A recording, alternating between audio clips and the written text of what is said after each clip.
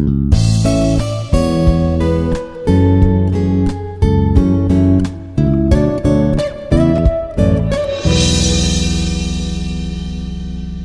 neutron diffraction and application. So neutron diffraction is also one of the characteristic technique to study to study about the magnetic materials, right? So it is unlike the X-ray diffraction, right? So in the previous lectures you have seen how we fabricated the nanomaterials by using different fabrication methods, and today, and those after fabrication of those, we have seen how they were characterized. So how the characterization of the nanomaterials were done by using X-ray diffraction, and how they were characterized by transmission electron microscopy, scanning electron microscopy, scanning tunneling microscopy, okay, scanning electron. Okay, so those are the different characterizing techniques, characterizing tools where we have seen that particular materials, where we have seen that particular characteristic materials.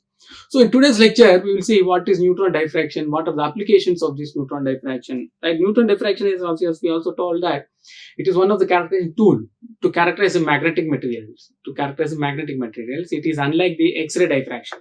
So it is unlike the X-ray diffraction. In X-ray diffraction, people use the crystalline material to study the crystalline nature. So X-ray diffraction is used to study the crystalline nature and amorphous nature, right? So that is what we study regarding the X-ray diffraction. If there are peaks in the curve, when we see the variation by taking the intensity versus 2 theta, right? So if you see certain peaks in the curve, okay, so we tell that these are the crystalline. The nature is crystalline nature because we can see certain HKL lines. We can see certain HKL lines, right? So we are telling that particular is what we are. We can tell that there are certain peaks. So we can immediately observe that particular nature is a crystalline nature. If you see the amorphous nature, there is no certain any type of crystalline natures. That means materials that obey X-ray diffraction are called the crystalline materials. So materials that does not obey the X-ray diffraction are called the amorphous materials. So neutron diffraction is totally different compared to the X-ray diffraction, right? So these are what the lecture today we need to see. Okay, so the outline of this contains the basic outline of this particular neutron diffraction consists of what is neutron diffraction, why only neutron, what is neutron diffraction, why neutron, how do we compare with X-rays and electron diffractions, and different modes of neutron diffraction, polarized neutrons and their importance, applications and advantages and limitations, and where we have taken the material and we need to refer them. So are the references. So what is neutron diffraction? What is neutron diffraction is what we need to study. Why we need to go for only the neutron? Why there is only neutron? And how do we compare with X-ray and electron diffractions? And what are the different modes of neutron diffraction? What are polarized neutrons and their importance? What is the importance of this polarized neutron? And what are the applications of this particular lecture? Right? Applications of this particular neutron diffraction, advantages and limitations, and references. So neutron diffraction is one of the characteristic technique. Right, it is one of the characteristic technique to characterize a magnetic material. So magnetic material. So especially it is one of the technique where we can characterize the spintronic related materials. Okay, spintron. So where we can see this particular instrument can be seen in BARC, right? So that is Baba Atomic Research Center. We can see this particular neutron diffraction because a lot of experimental features we can obtain from this neutron diffraction from BARC, that is what in India, Baba Atomic Research Center, right? So this is what the outline of this talk consists of. So fundamentally, what is this neutron diffraction? Neutron diffraction is a method by which neutrons are used to determine the atomic and magnetic structure of the material, right? It can be equally well applied to study crystalline solid, gases, liquids, or amorphous materials, right? So neutron diffraction is a method by which neutrons are used to determine the atomic arrangement, and neutrons are also used to study the magnetic structure of the material. It's also used to study the magnetic structure or atomic structure. It can be usually equally well applied to study the crystalline solid, gases, liquids, or amorphous materials. So that particular phenomena is what we call the neutron diffraction. Neutron diffraction is a method by which neutrons are used to determine the atomic or magnetic structure of the material. It can be equally well applied to study crystalline solids, gases, liquids, or amorphous materials. So why we need to consider the neutron, as we have seen in the outline of this particular talk. So why it is neutron diffraction? Neutron diffraction is a method by which neutrons are used to characterize, to determine the atomic or magnetic structure of a material. It can be usually applied to study the crystalline solids, gases, liquids, or amorphous materials also. So we can use only, because in X-ray diffraction, people use only the crystalline material, solid materials, but in neutron diffraction can be used to characterize, to study the crystalline solid, gases, liquids, or amorphous materials. So why only neutron? Why neutron? So because neutron wavelength comparable with interatomic wavelength of neutron is comparable with interatomic spacing. Interatomic spacing, whereas in X-ray diffraction we use interatomic spacing as 2d sin theta equals to n lambda. In X-ray back spectrometer, we use 2d sin theta equals to n lambda, right? 2d sin theta is equals to n lambda, where d is the interatomic spacing between different crystal planes, between different crystal planes. Okay, so wavelength is compared with interatomic spacing. The kinetic energy comparable with that of atoms in a solid. Kinetic energy comparable with that of atoms in a solid. So they are penetrating, right? Neutrons penetrate. That means bulk properties are measured. So weak interaction with matter aids interpretation of scattering data.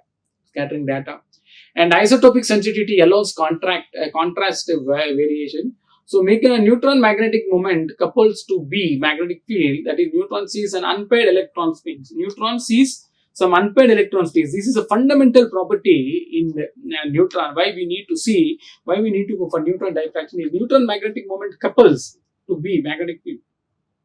That means neutron sees the unpaired electron spins. We have two spins. One is up spin, down spin. One is plus half, and other is minus half. Up spin, down spin.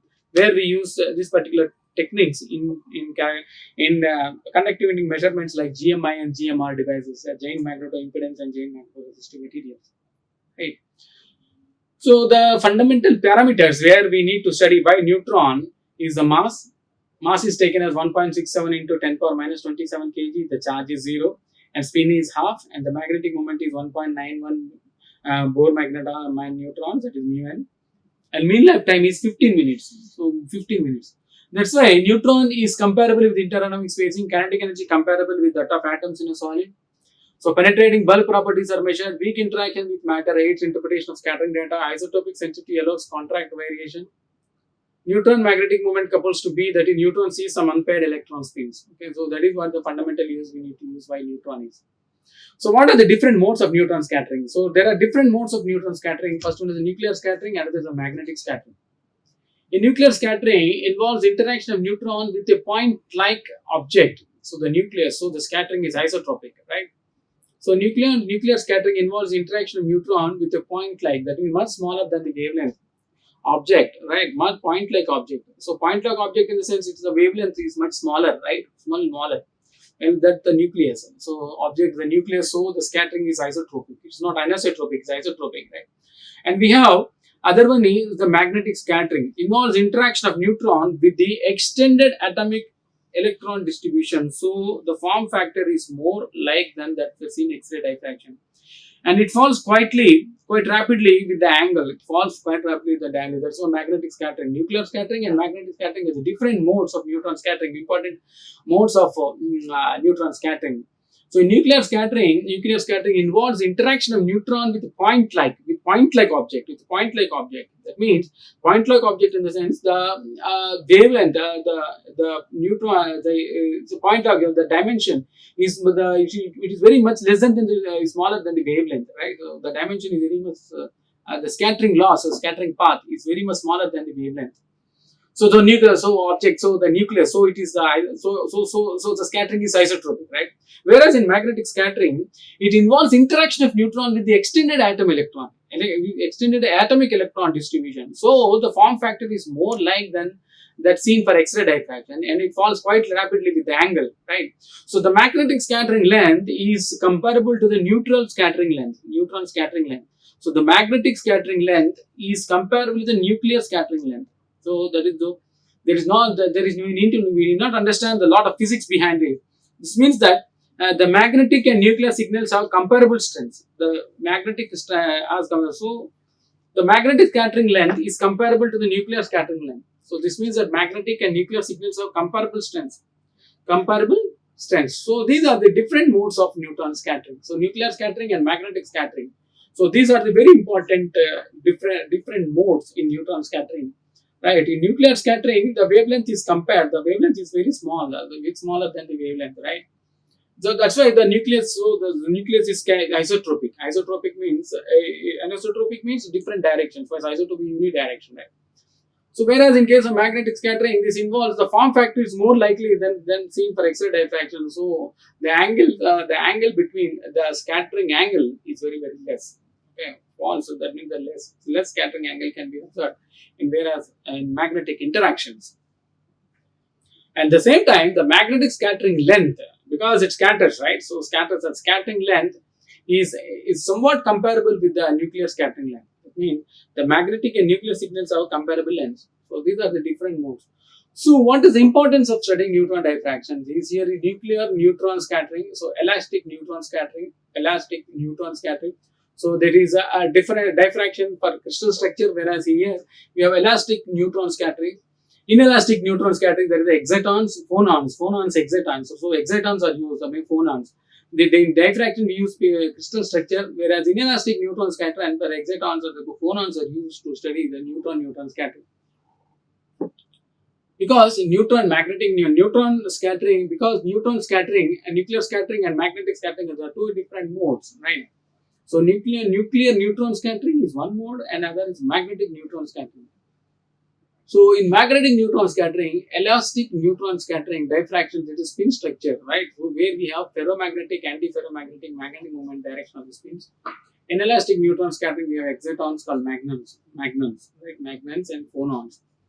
So more phonons and magnons. So magnons are used. Phonons are nothing but lattice vibrations. Lattice vibrations that we see when an electron is interacted with the crystal structure. So that will vibrate. So to study that, people will go for this nuclear neutron scattering. Whereas for this, people will go for magnetic neutron scattering, where we see magnons. So that is inelastic neutron scattering. That is inelastic neutrons are the excitons, phonons. Inelastic neutron scattering, the diffraction spin structure.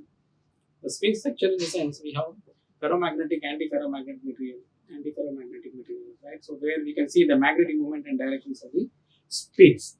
So this is how the process takes place. Right? There are atoms in the magnetic crystalline sample, right? So when we see that, so this is what the neutron beam. So this is what we can see, the neutron beam, how the neutrons are scattered.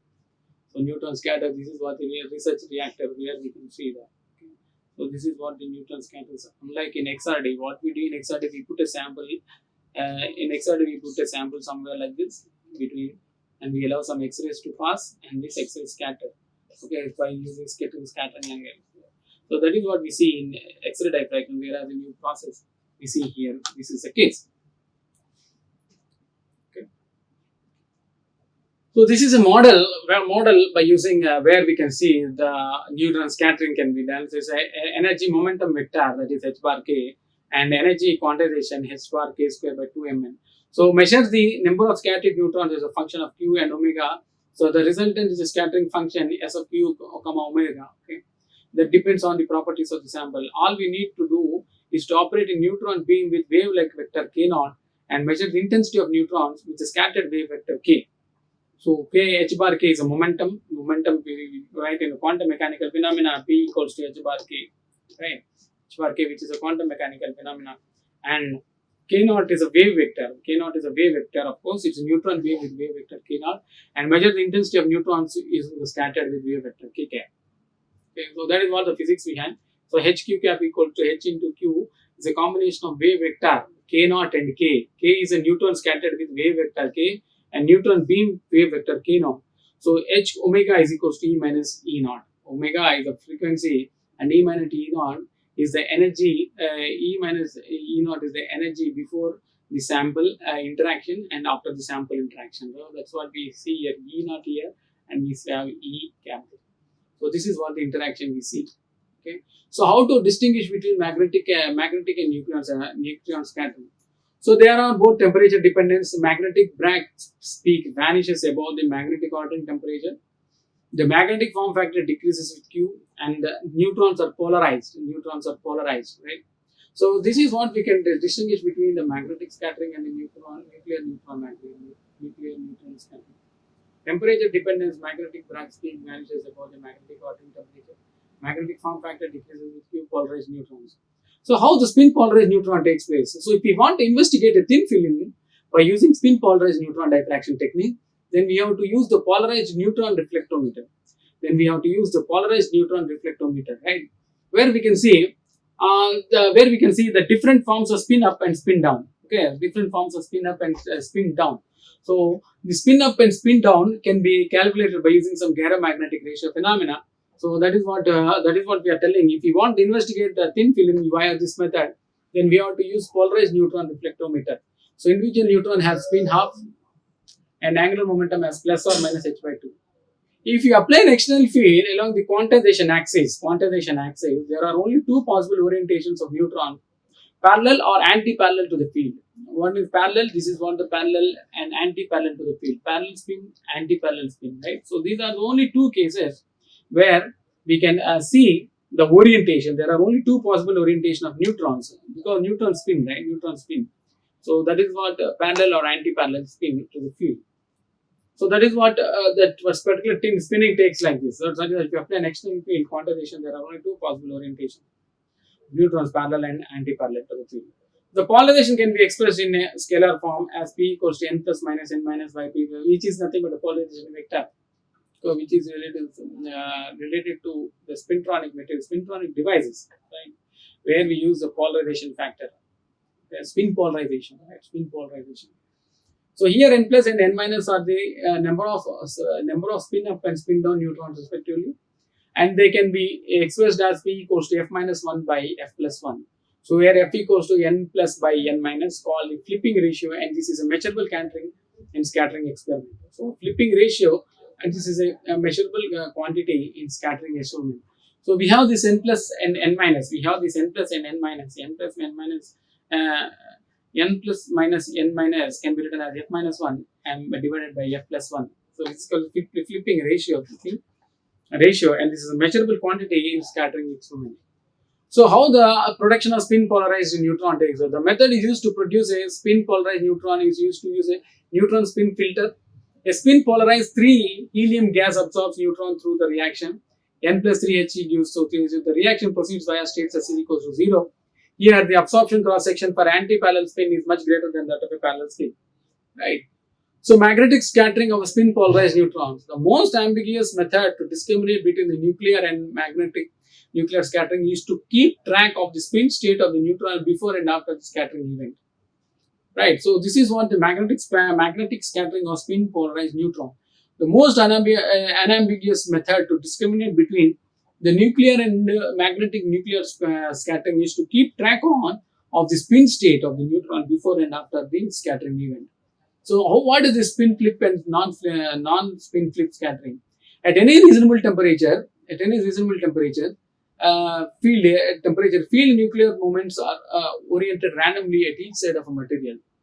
The interaction of neutrons with this array of random vector leads to the incoherent scattering. If a nuclear moment is perpendicular to the neutron polarization vector, the neutron moment is flipped by the scattering event. If it is parallel to the polarization vector, then there is no flip occur. So spin flip scattering has twice the intensity of non-spin flip scattering. This is all due to spin polarization of the material. So that is majorly applicable for spintronic devices, right? So this is what the spin flip. So spin flip, and this is non-spin flip. Okay, we can see here. This is spin. This spin flip. Okay, this is non-spin flip. This is spin down, spin up, spin down. So these are the non-spin flip, and this is a spin flip, which is a fundamental property in determining the difference between determining the fundamental property in determining the difference between magnetic scattering and neutron scattering, right? So in case of ferromagnetics, for a ferromagnet, the applied field determines both the nuclear spin quantization axis and the electron spin direction. So they become parallel to each other, and no spin flip occurs. So this is what there is no spin flip occurs. So for this is the case for a ferromagnet. However, if the field is applied in general direction in the scattering plane, both the spin flip and the non-flip scattering takes place. So when the flip is applied, when the field is applied in any direction in the scattering plane, both the spin flip and non-spin flip scatter takes place. For a ferromagnet, the applied field strength determines both the nuclear spin quantization axis and the electron spin direction, so they become parallel to each other and no spin flip occurs. So in case of antiferromagnetic material, the applied field does not decide the electron spin direction. So the neutron spin quantization axis is not necessarily parallel to the electron spin direction. Thus, the entire scattering is mostly spin flip. So these are some of the applications of neutron diffraction, where we have some chemistry, biochemistry, engineering, life sciences, right, geological sciences, material science, and archaeology. So we have some of the applications of neutron diffraction. They are used in chemistry. They are using biochemistry to see the tablet. The drug analysis can be done in biochemistry. In engineering materials, and of course in life sciences and geological sciences. Of course, they have very greater role in material science and then archaeology also. So many condensed matter phenomena lie within the range lengths of anti-invariant neutron scattering. So this is what some of the chart where we can see some different cases what we can observe between the energy transfer and the Q value, right? So this is what the Q, that is what the scattering factor in the angstrom. Okay. So magnetic structure of manganese oxide. So manganese oxide, nickel oxide, and iron oxide ordered antiferromagnetically. After taking into account the unpaired spins, the magnetic cell becomes twice as big as two. So alignment may suggest. So this particular arrangement, right? This is the threshold value. It's a threefold one. Okay? So powder neutron diffraction data for manganese oxide. This is applied. Extra peaks are only present in neutron diffraction below a particular temperature. That is called Neal temperature. That is what in case of thin films. Okay, where the unpaired spins are ordered. These extra lines are called super lattices. Super lattices. You can see some extra lines here, right? So these are called super lattice lines, which carries the signature of the spin ordering, which carries the signature of the spin ordering. Okay, so these are intensity of the spin. Theta, schematic representative tone and X-ray powder diffraction for manganese oxide. For wavelength 1.542 angstroms, peaks are assigned Miller indices for the cubic unit cells. This is what taken from the data. So 51 X-ray data from powder X-ray diffraction technique. So the nuisance, so neutrons are magnetic moments, so largely scattered by the magnetic moment of electrons. All diffraction methods are sensitive to symmetry of the material. So neutron diffraction pattern of an antiferromagnet is different above and below the Neal temperature. Okay, so the existing research includes the study of microstructure in complex micromolecular fluid, structure of thin film system, the atomic arrangement in nanoparticles, superconductivity in magnesium borate, right? Location of proton in biomolecular crystal, the temperature dependence of the system of amorphous carbon, structure determination of evaporated pure amorphous silicon. So these are the advantages. Nuclear and magnetic interactions are of similar length. Isotopic sensitivity, penetrate, sample containment, sensitive for bulk and buried structure. Simple interaction provides statistical averages, not less single instances. Wavelength similar to interatomic spacing, energy similar to the thermal energy in matter. We can also reveal the spin structure of complex system where the spins are aligned in angles less than 180 degrees. It is applicable for parasitic ferromagnetic material where the two sublattices give small magnetization. So these are some of the advantages. If we go for the limitations, difficult to focus, so unfavorable for nanoscale magnetism research.